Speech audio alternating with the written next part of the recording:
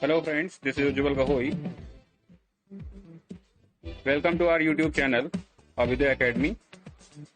Please subscribe our channel and click on the bell icon so that you can get the regular updates.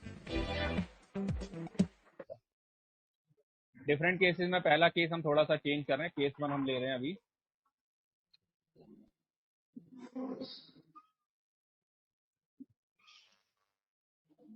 Case 1 में हम कह रहे हैं when theta is equal to 0 और 180। क्या होता है theta? Angle between velocity and magnetic field. तो इसका मतलब क्या हुआ?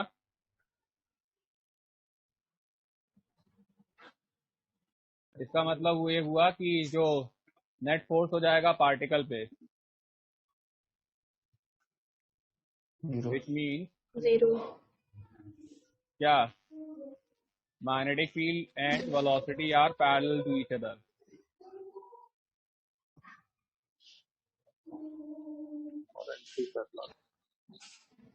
Are parallel to each other. ठीक है, और दोनों पैरेलल होने का मतलब क्या हुआ? फोर्स क्या हो जाएगा? मैग्नेटिक फोर्स 0 मैग्नेटिक फोर्स हो जाएगा 0। ठीक है, मैग्नेटिक फोर्स 0 हो गया। अब जब कोई फोर्स ही नहीं आएगा तो हम क्या कहेंगे? जब फोर्स ही नहीं है तो इसका मतलब क्या हुआ? पार्टिकल स्ट्रेट लाइन में मूव करेगा। इसका मतलब पार्टिकल कैसे चलेगा? The particle in a straight line, the particle will move in a straight line along its velocity vector.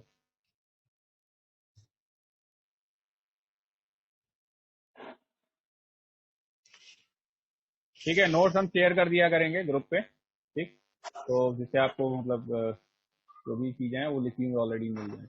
तो हम यहाँ पर डायग्राम अगर दिखाएं आपको किस तरह से डायग्राम बनेगा। ये हो गया हमारा चार्ज। हम क्या कहेंगे? वेलोसिटी और मैग्नेटिक फील्ड दोनों ही क्या होंगे? सेम एक्सिस के अलाउंग होंगे। यही हो जाएगी आपकी वेलोसिटी और यही हो जाएगी आपकी मैग्नेटिक फील्ड। ठीक है, अब क्योंकि मैग्नेटिक फोर्स आ नहीं रहा है तो पार्टिकल सीधे किसके अलोंग चला जाएगा? पार्टिकल सीधे वेलोसिटी के अलोंग ही चला।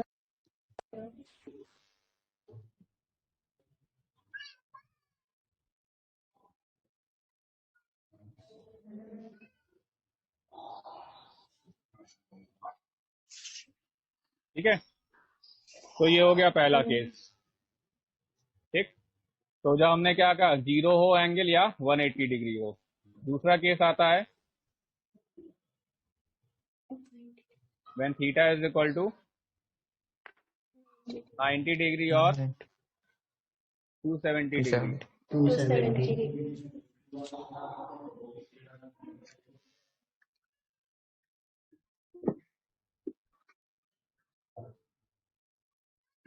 ठीक है, तो 90 डिग्री और 270 डिग्री का मतलब हो गया जो मैग्नेटिक फील्ड है, ठीक, वो किस तरह से है?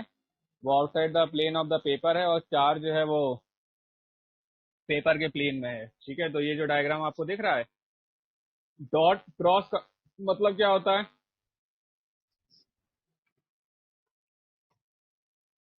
Meaning of cross? inside the plane of paper.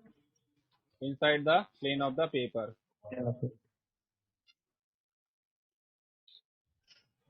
ठीक है, अगर हम कहेंगे कि क्रॉस बना हुआ है तो क्रॉस का मतलब होता है जो मैग्नेटिक फील्ड होगी वो आपकी किस तरह से होगी? Inside the plane of the paper.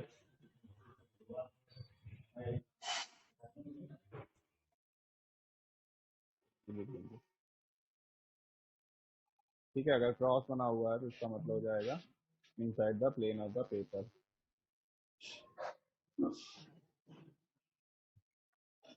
अभी पता है ये बात? Yes sir. मीन्स इनसाइड, और अगर डॉट बना हुआ है outside the plane of the paper. Outside the plane of the paper.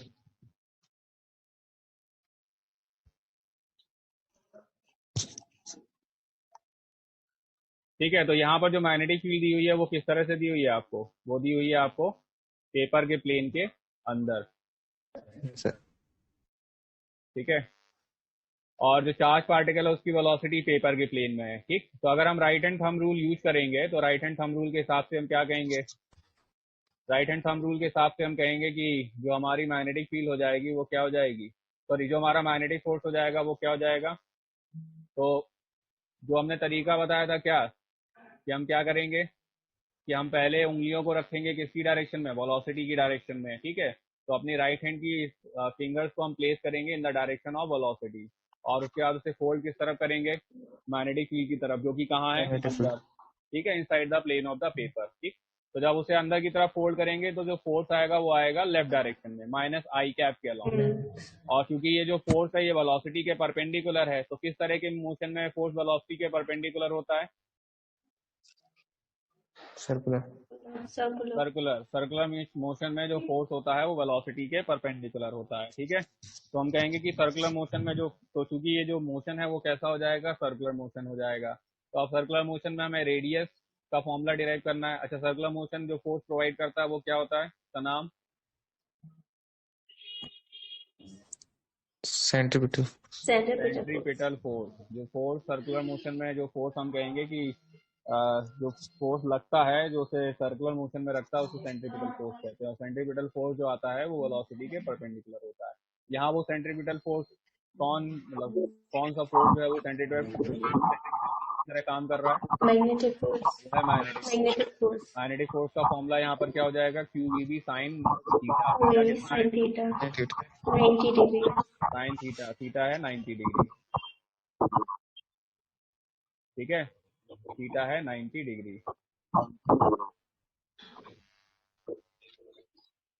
इसका सर डायरेक्शन हमें सर फिर से जरा बता दो। डायरेक्शन में हमने क्या कहा, थोड़ा सा मतलब प्रैक्टिस जब करोगे ना 4-5 बार तो समझ क्लियर हो जाएगा। ठीक है, फिर से हम एक बार एक्सप्लेन कर रहे हैं। हमने क्या कहा, पहले तो आपको ये पता होना चाहिए कि A क्रॉस B की डायरेक्शन हम किस तरह से निकालते हैं। ठीक, तो किस तरह से निकालेंगे? हमने क्या कहा, वेलोसिटी तो अपना हाथ भैया जो है ना, जो स्क्रीन है उसमें अपना हाथ पहले आप वेलोसिटी के पैरेलल रखो, स्क्रीन के पैरेलल पहले हाथ करो। ठीक, रखा हाथ को? Yes sir. स्क्रीन के पैरेलल हाथ को रखा, रख लेना, हमें दिखाई नहीं दे रहे होगे वैसे भी। ठीक है, नहीं तुम समझो, तुम्हें शर्म आए रखने में। उसके बाद क्या करना है? उसके बाद मैग्नेटिक फील्ड किस तरफ है? Inside the plane of paper. अंदर की तरफ। उस तरफ केवल उंगलियों को मोड़ना है। तो अपनी हाथ जो तुमने स्क्रीन के पैरेलल रखा है उनकी केवल उंगलियों को मोड़ दो। मोड़ा? मोड़ दी। Yes sir. अंगूठा किस तरफ जा रहा है? Left left hand side. Left में। QBB का एरो दिख रहा है? Yes sir. किस तरफ है अंगूठा? Yes yes sir. Sir. Vikas? Yes sir. Yes sir. तो यही आपकी डायरेक्शन ऑफ क्या हो जाएगी? Magnetic force. Magnetic force. And समझ फील्ड में आ गया? फोर्स। Yes sir. ठीक है यस। भैया, बाकी जो तरीका ये है, आप फॉर्मूला याद रखो। देखो सीधी सी बात हम एक्सप्लेन अगर बोले तो बोर्ड में आपका फॉर्मूला, जो डायरेक्शन का जो तरीका है, राइट हैंड थंब रूल, ये आपका बोर्ड में काम कर जाएगा कि आप उंगलियों को वेलोसिटी की तरफ करें और मैग्नेटिक फील्ड को फोल्ड कर दें, सॉरी उंगलियों को फोल्ड कर दें मैग्नेटिक फील्ड की तरफ। ठीक है, थंब आपको फोर्स की डायरेक्शन देगा। ये तरीका आपका बोर्ड के एग्जाम में काम कर जाएगा, लेकिन ये तरीका आपका किसी मतलब अच्छे एग्जाम में काम नहीं करेगा। उसमें जो फॉर्मूला काम करेगा वो QV क्रॉस B का काम करेगा।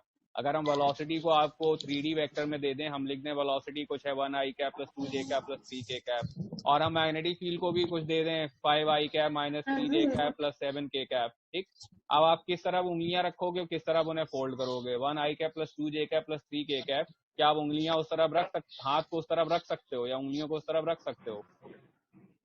भैया 1i cap plus 2j cap plus 3k cap, पता नहीं किस तरफ डायरेक्शन है। उसके बाद हमने कहा 5i cap minus 3j cap plus 7k cap. ठीक, तो क्या मैग्नेटिक फील्ड की तरफ उन्हें फोल्ड कर पाओगे? आप नहीं कर पाओगे। तो उसमें फिर हमें क्रॉस प्रोडक्ट का जो फॉर्मूला है ना, क्यू वी क्रॉस बी, तो जैसे क्रॉस प्रोडक्ट निकाला जाता है ना, उस तरह से निकालना पड़ेगा। समझे? यस ठीक है, सर। तो आप फॉर्मूला याद रखो, तरीका याद रखो डायरेक्शन का। छोटे मोटे केसेस में या नॉर्मल थ्योरी वाले केसेस में तो आपका ये काम कर जाएगा। ठीक है, लेकिन अच्छे क्वेश्चंस में क्रॉस प्रोडक्ट ही ये काम करता है। और हम बल्कि यही कहेंगे कि जितने लोग प्रिपरेशन कर रहे हैं वो सारे फॉर्मूले क्रॉस प्रोडक्ट के फॉर्म में है, उनका वेक्टर फॉर्म ही याद रखें, अगर वेक्टर फॉर्म होता है तो। ठीक है, आपने 11th-12th में जो भी पढ़ा है अच्छी बात है, वो एक तरह से बेस था उसका। ठीक है, लेकिन अब आपको फॉर्मूले याद रखने हैं वेक्टर फॉर्म में। ठीक, तो फोर्थ हो जाएगा Q V B. Q V B is equal to M B square by R. ठीक, तो यहाँ से जब आप एक वी और वी कैंसिल हो जाएगा, आर आ जाएगा M B upon Q B. M B क्या होता है? इसको आप मोमेंटम भी कह सकते हो, लीनियर मोमेंटम। ठीक है, इसे आप लीनियर मोमेंटम भी बोल सकते हो। तो पी अपॉन क्यू बी, ये भी फॉर्मूला हो सकता है। ठीक, और अगर आप चाहो तो जैसे काइनेटिक एनर्जी के टर्म्स में रखना चाहो, तो काइनेटिक एनर्जी के टर्म्स में हम किस तरह से रेडियस का फॉर्मूला डिराइव करेंगे? के इज इक्वल टू क्या होता है? Half M V square. ठीक है, तो यहां से आप क्या कहोगे? v की वैल्यू क्या आ जाएगी? v is equal to R Q B by M. √2 ke/m ke/m √2 k/m kinetic energy by M, √2 k/m। ठीक है, यही आ जाएगा। और उसको ऊपर आप रख दो किसमें?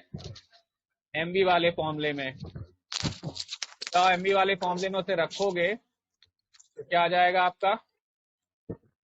√2 mk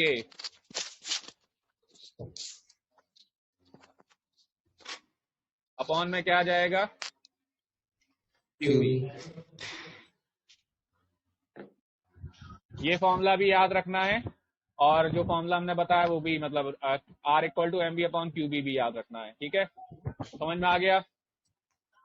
यस ये तो हो गया हमारा R का formula, M B upon Q B √2 mk by Q B. अब आता है time. Time taken by the charge to complete 1 revolution. इसका मतलब क्या हुआ?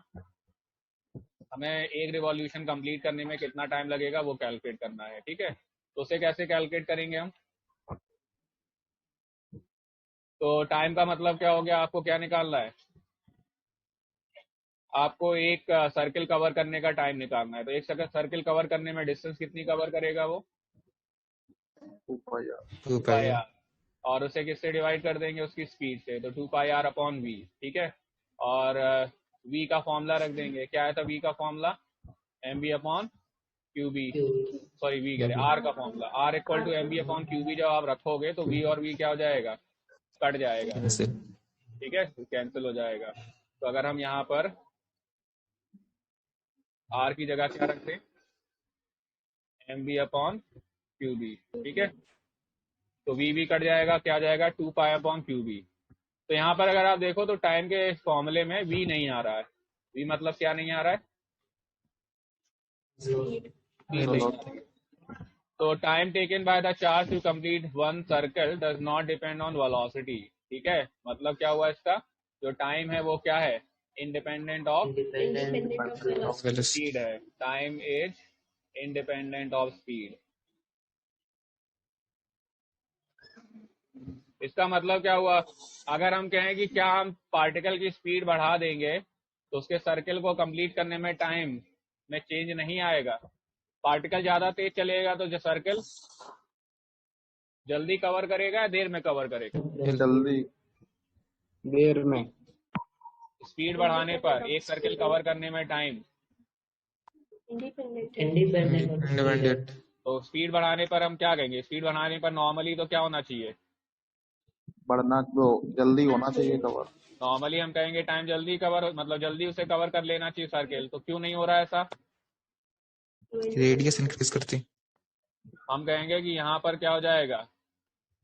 Radius increase. रेडियस जो है वो इंक्रीज कर जाएगी। ठीक है, जो रेडियस है वो इंक्रीज हो जाएगी। ठीक, तो यहाँ आप स्पीड बढ़ाओगे तो उसी के हिसाब से रेडियस भी स्पीड बढ़ जाएगी, और रेडियस बढ़ जाएगी तो क्या होगा? तो टाइम सेम लगेगा, ठीक। तो पार्टिकल तेज चलेगा तो वो बड़ा सर्कल कवर करेगा, स्लो चलेगा तो वो छोटा सर्कल कवर करेगा, ठीक है। तो इसे याद रखना है। तो हम क्या कहेंगे, time taken by the charge to complete one circle does not depend on velocity v।